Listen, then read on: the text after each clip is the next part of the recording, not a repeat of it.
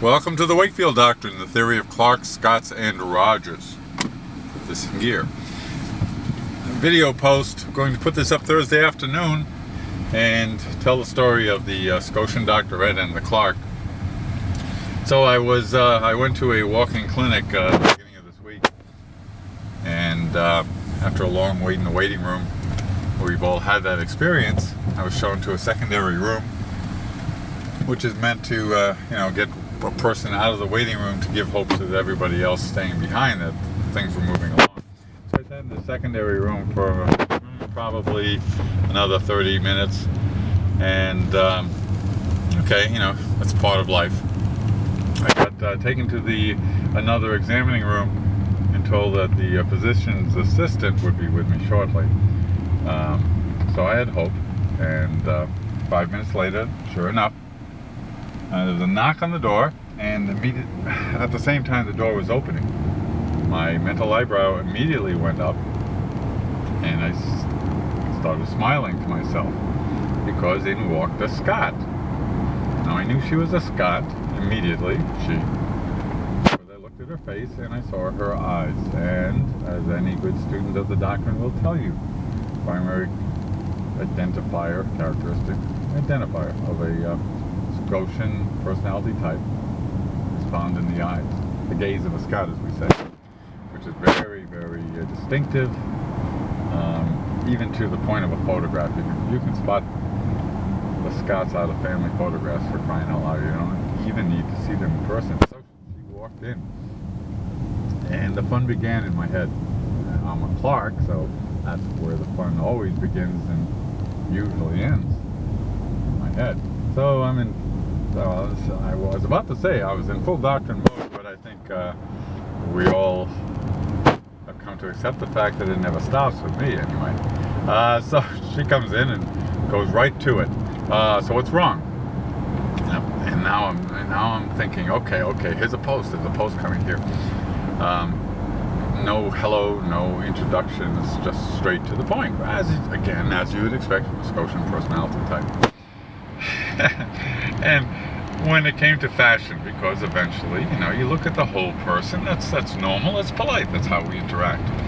And I looked at her clothing and realized that, and thought to myself, hey, this is a perfectly appropriate fashion choice for the modern Scotian PA working in the beach in the South Pacific. And that was a long. I screwed the joke up. Massive cleavage. Not massive cleavage, excellent cleavage. There's a difference. Some of us will recognize the difference. She had cleavage very clearly. She did. And I was doing a joke in a couple of versions of this, and I won't even bother with it. I'll show you one. I'd be talking to her, answering the questions, and doing that thing. Okay. It was funny in the first two takes. So here I am with this PA being a good Scot. And of course, I'm thinking all of the things about, all right, what does this illustrate? How do I know her worldview? All of the doctrine stuff we're expected to do. I reflected on the cleavage and laughed to myself and really wondered, and I still wonder, how am I going to get this story across in a way that people will enjoy, including the Scots out there? And you know who I'm referring to, you Scots. Enjoy the story, because the thing about the doctrine, and there's a couple of points came home to me as I was trying to write this post and do this video blog, is that one of the primary goals of the doctrine is to eliminate the need to be judgmental. And I'm saying that in all seriousness, without a soapbox. If I looked at the person, and we'll use Ms. PA there as an example. She was dressed, I told the story a couple of times to people in the real world here, and one or two of them got all kinds of, oh man, how inappropriate and unprofessional. I said, bullshit. That's not what the doctrine does. The doctrine actually allows us to look at that and say, okay, here's a predator dressed for success. That's as simple as it gets. It isn't, if anything, this example illustrates what we normally do. I look at you, I think to myself, well, in my, That's not right, that's good, that's bad, based on my experience. My experience is only pertinent to my personal reality, my worldview. Yours is yours. The doctrine is cool because it says, okay, the person is doing this in response to the reality they're existing in, whether I can experience it or not. When we're talking cross types, Scott to Clark, Clark to Scott, etc., then the advantage of the Wakefield Doctrine is, can I see the world as this person is, and I'll bet you if I do, the choices they are making that are apparent to me make sense. That's what the doctrine's for. That's what the doctrine does really well.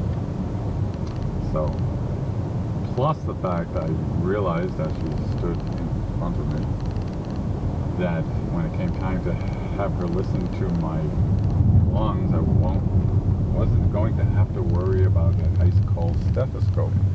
Ha! I like that joke, by the way. Anyway, so the other point that came out of this little story, as I've tried to do it over the last couple of days, is, there's the rule in the doctrine. Everybody does everything at one time or another. It's a very useful rule because it helps us keep track of the idea that it's about us and not about them. Realities are different. So at the end of my visit, I'm fine. The question of antibiotics came up. She was of the opinion that it's not such a good idea to use them a lot. That's common enough belief. I agree with it. But now she was into an explanation mode. So she was a very good physician's assistant as a Scot, because she had command, she had my attention, she had confidence, she had all of the things that Scots do really well.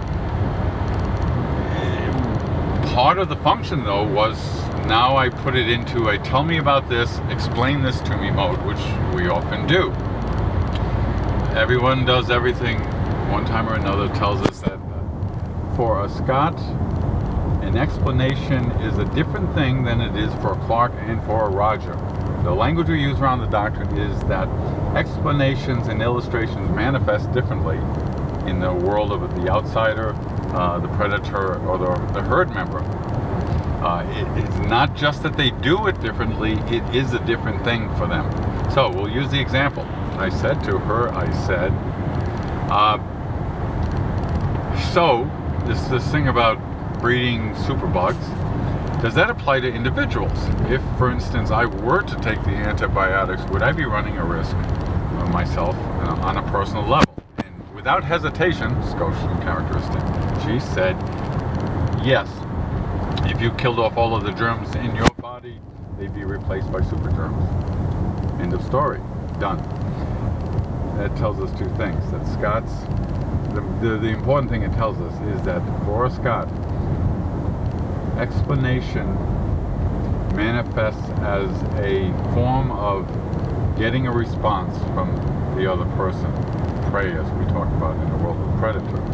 It isn't about content. It isn't even about correctness or validity or any of that stuff. It's about getting a response. Because I sat back and said, oh, okay, certain there. I'll give you one other example, and I'll try to keep this short. A friend of the doctor, Glenn, once told me a story of his adventure with a Scotian doctor, and he was in the office and the doctor was trying to illustrate the difference between the choice of two antacids. He said to Glenn, he said, hey Glenn, look, come here. And he took out some pills. He said, here, take this pill. Try to crush that in your fingers. Go ahead. And it was a hard pill. Now, the doctor continued, now, take this one. Come on. Here. That's how Scotian doctors talk. And it was soft. He said, see, that's the better one. And even Glenn didn't get it on the first take. I immediately got it, of course. Is that doesn't make any sense at all when you think about it. Physically, anatomically, the digestive system doesn't work on mechanical energy, primarily anyway.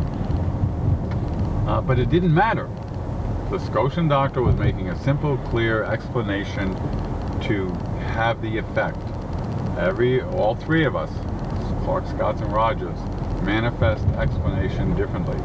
I'm demonstrating, clearly, I'm demonstrating that for Clark, explanation and illustration is manifest as volume of facts and inferences, which we do go on. A Roger, on the other hand, if I had a Rogerian doctor,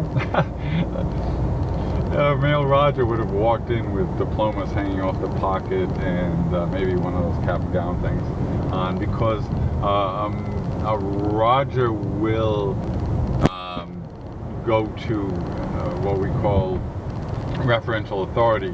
So an explanation from a Roger would be very technical and detailed, but I will wager you a tank top tee, whatever we call them these days, that a Rogerian doctor will cite studies and sources and things of that nature, with the intent that that is what gives the validity to their explanation. And that's what we call referential authority. That's a Rogerian thing. A Clark's we'll just pile it on. We'll tell you everything possible, and then we'll add some other stuff to our explanation.